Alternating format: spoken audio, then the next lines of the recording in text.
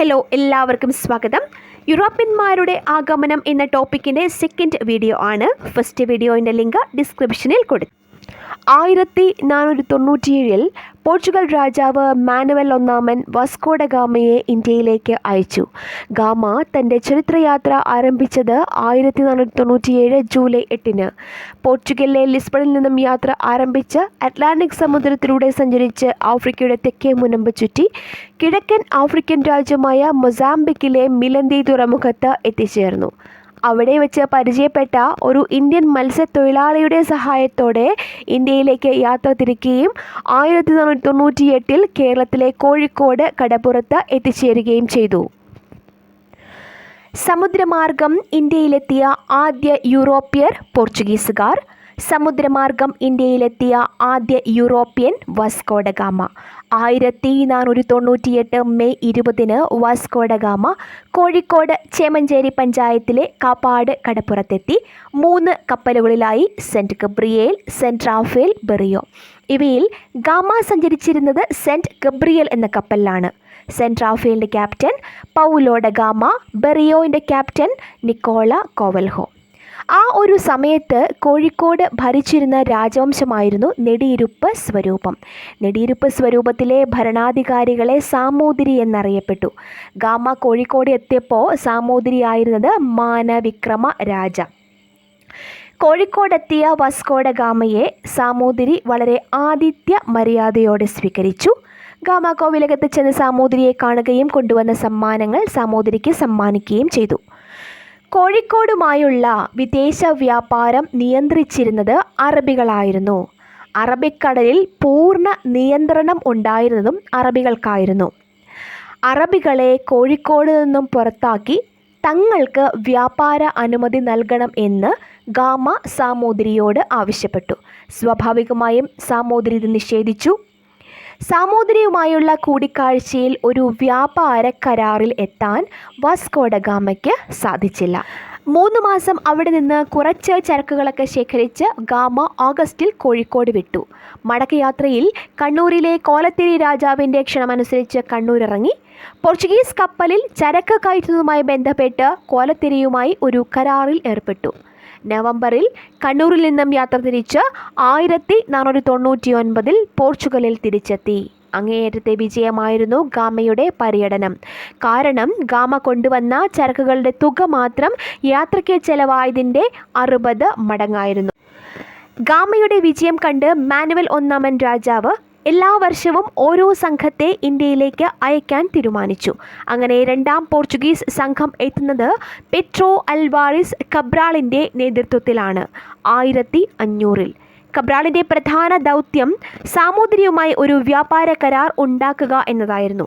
അതിനായി കബ്രാളിൻ്റെ പ്രതിനിധിയായി ഐറിസ് കൊറിയയാണ് സാമൂതിരിയുമായി ചർച്ചയ്ക്കെത്തുന്നത്. അവരുടെ കൂടിക്കാഴ്ചയുടെ ചർച്ചയുടെ ഫലമായി പോർച്ചുഗീസുകാർക്ക് അവരുടെ ആദ്യത്തെ വ്യാപാരശാല കോഴിക്കോടിൽ തുറക്കാൻ കഴിഞ്ഞു. വ്യാപാരശാല എന്ന് പറയുമ്പോൾ ഒരു ഗോഡൗൺ, അവർ ശേഖരിക്കുന്ന സാധനങ്ങളൊക്കെ സംഭരിച്ച് വയ്ക്കാനുള്ള ഒരു സംഭരണശാല.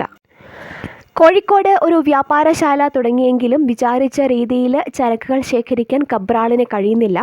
ഇത് നാട്ടിലെ അറബി കച്ചവടക്കാർ മൂലമാണെന്ന് ധരിച്ച കബ്രാൾ അറബിക്കപ്പലുകൾ ആക്രമിക്കുകയും കപ്പൽ ജീവനക്കാരെ മൃഗീയമായി ഉപദ്രവിക്കുകയും ചെയ്തു. ഇതിൽ കോപാകുലരായ നാട്ടുകാർ പോർച്ചുഗീസുകാരുടെ കോഴിക്കോടിലെ വ്യാപാരശാല ആക്രമിച്ച് നശിപ്പിച്ചു. പേടിച്ചുപോയ കബ്രാൾ കോഴിക്കോട് നിന്നും യാത്ര തിരിച്ച് കൊച്ചിയിലെത്തി. കൊച്ചിയിലെത്തിയ പോർച്ചുഗീസ് കപ്പിത്താനെ കൊച്ചി രാജാവ് വളരെ ആദരപൂർവ്വം സ്വീകരിച്ചു. കൊച്ചിയിൽ എല്ലാ വാണിജ്യ സൗകര്യങ്ങളും ചെയ്തു കൊടുത്തു. അതുമാത്രമല്ല, കൊച്ചിയിൽ ഒരു വ്യാപാരശാല നിർമ്മിക്കാൻ അനുവാദം നൽകിക്കൊണ്ട് കൊച്ചി രാജാവുമായി ഒരു ഉടമ്പടിയിൽ ഏർപ്പെട്ടു. കൊച്ചിയിൽ നിന്ന് ചരക്കുകൾ ശേഖരിച്ച് കണ്ണൂരെത്തി. കുറേ കൂടി ചരക്കുകൾ കയറ്റി പോർച്ചുഗലിലേക്ക് തിരിച്ചുപോയി. കബ്രാൾ നാട്ടിൽ തിരിച്ചെത്തുന്നതിന് മുൻപ് തന്നെ ജാവോ ഡ നോവയുടെ നേതൃത്വത്തിൽ അടുത്ത സംഘത്തെ പോർച്ചുഗൽ രാജാവ് ഇന്ത്യയിലേക്ക് അയച്ചു കഴിഞ്ഞിരുന്നു. കേരളത്തിൽ എത്തുന്നതിന് മുൻപ് തന്നെ സാമൂതിരിയുടെ വിരോധത്തെക്കുറിച്ചും കബ്രാളിനേറ്റ പരാജയത്തെക്കുറിച്ചും മനസ്സിലാക്കിയ നോവ കോഴിക്കോട് കപ്പലടിപ്പിക്കാതെ കണ്ണൂരും കൊച്ചിയിലും എത്തി ചരക്കുകൾ ശേഖരിച്ച് പോർച്ചുഗലിലേക്ക് മടങ്ങിപ്പോയി. കബ്രാളിനേറ്റ പരാജയത്തെക്കുറിച്ച് മനസ്സിലാക്കിയ പോർച്ചുഗൽ രാജാവ് വാസ്കോ ഡ ഗാമയുടെ നേതൃത്വത്തിൽ ഒരു വലിയ നേവൽ ട്രൂപ്സിനെയാണ് ഇപ്രാവശ്യം ഇന്ത്യയിലേക്ക് അയച്ചത്. ഗാമ ഗോവയ്ക്കടുത്തുള്ള 5 ദ്വീപിലാണ് കപ്പലടിപ്പിച്ചത്. എന്നിട്ട് ഇന്ത്യൻ മഹാസമുദ്രത്തിൽ അവരുടെ കണ്ണിൽപ്പെട്ട എല്ലാ അറബി കപ്പലുകളെയും ആക്രമിക്കുകയും കപ്പൽ ജീവനക്കാരെ ഉപദ്രവിക്കുകയും ചെയ്തു. എന്നിട്ട് അദ്ദേഹം നേരെ കണ്ണൂരിലേക്ക് വന്നു.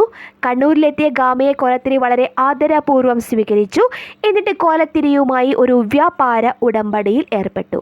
ഈ ഉടമ്പടി പ്രകാരം കണ്ണൂരിൽ ഒരു വ്യാപാരശാല നിർമ്മിക്കാൻ പോർച്ചുഗീസുകാർക്ക് അനുമതി ലഭിച്ചു. ഇതുകൂടാതെ കൊച്ചിയിലെ വിലയിൽ കുരുമുളകും മറ്റ് ചരക്കുകളും കണ്ണൂർ തുറമുഖത്ത് ലഭ്യമാക്കാമെന്ന് കോലത്തിരി വാഗ്ദാനം ചെയ്തു. അതിനുശേഷം ഗാമ കോഴിക്കോട് വന്ന് സാമൂതിരിയെ സന്ദർശിച്ച് കോഴിക്കോട് നഗരത്തിൽ നിന്നും എല്ലാ അറബികളെയും പുറത്താക്കണം എന്നാവശ്യപ്പെട്ടു. സ്വാഭാവികമായും സാമൂതിരി ഇത് നിഷേധിച്ചു.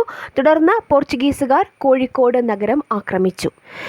ഇതിനുശേഷം ഗാമ നേരെ പോയത് കൊച്ചിയിലേക്കാണ്. പൊന്നിൻ കിരീടം ഉൾപ്പെടെ വളരെ വില കൂടിയ സമ്മാനങ്ങൾ കൊടുത്ത് കൊച്ചി രാജാവിനെ സന്തോഷിപ്പിച്ചു. എന്നിട്ട് പോർച്ചുഗീസുകാർക്ക് അനുകൂലമായ രീതിയിൽ ഒരു ഉടമ്പടിയിൽ കൊച്ചി രാജാവിനെ കൊണ്ട് ഒപ്പുവെപ്പിച്ചു. ഈ ഉടമ്പടി പ്രകാരം കൊച്ചിയിലുണ്ടാകുന്ന കുരുമുളകും മറ്റു ചരക്കുകളും പോർച്ചുഗീസ് കപ്പിത്താനും കൊച്ചി രാജാവും നിശ്ചയിക്കുന്ന വിലയിൽ പൊതുജനങ്ങൾ പോർച്ചുഗീസുകാർക്ക് കൊടുത്തുകൊള്ളണം എന്ന് വ്യവസ്ഥ ചെയ്തു. ഇതുകൂടാതെ കൊച്ചിയിൽ ഇഷ്ടമുള്ളിടത്തെല്ലാം വ്യാപാരശാലകളും സൈനിക സങ്കേതങ്ങളും നിർമ്മിക്കാനുള്ള നിരുപാധികമായ അവകാശം പോർച്ചുഗീസുകാർക്ക് കിട്ടി. ഗാമ കൊച്ചിയിലായിരിക്കുമ്പോൾ കൊല്ലത്തു നിന്നും ക്ഷണമുണ്ടായി. ഗാമ കൊല്ലത്തെത്തി കുരുമുളകും മറ്റും നിറച്ച് കൊച്ചിയിലേക്ക് തന്നെ തിരിച്ചു പോന്നു.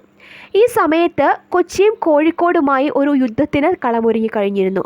സോ ഗാമ താൻ ശേഖരിച്ച ഭീമമായ ചരക്കുമായി പോർച്ചുഗലിലേക്ക് തിരിച്ചുപോയി.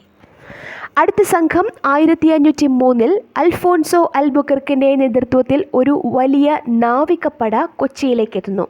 ഈ വലിയ നാവികപ്പടയെ കണ്ട് കൊച്ചിയിൽ താവളമടിച്ചിരുന്ന കോഴിക്കോട് സൈന്യം പേടിച്ച് പിൻവാങ്ങി. ഇതുമാത്രമല്ല, കോഴിക്കോടുമായുള്ള യുദ്ധത്തിൽ തോൽവി പറ്റി എളങ്ങുന്നപ്പുഴ ക്ഷേത്രത്തിൽ അഭയം തേടിയിരുന്ന കൊച്ചി രാജാവിനെ അൽബുക്കർക്ക് കൊച്ചിയിൽ കൊണ്ടുവന്ന് പുനഃപ്രതിഷ്ഠിച്ചു. കൃതജ്ഞതാബദ്ധനായ കൊച്ചി രാജാവ് പോർച്ചുഗീസുകാർക്ക് അവരുടെ വ്യാപാരശാലയുടെ സംരക്ഷണത്തിന് കൊച്ചിയിൽ ഒരു കോട്ട കെട്ടാൻ അനുവാദം നൽകി. അങ്ങനെ യൂറോപ്യന്മാരുടെ ഇന്ത്യയിലെ ആദ്യ കോട്ട ഫോർട്ട് സാന്റിയാഗോ 1503 കൊച്ചിയിൽ പണികഴിപ്പിച്ചു.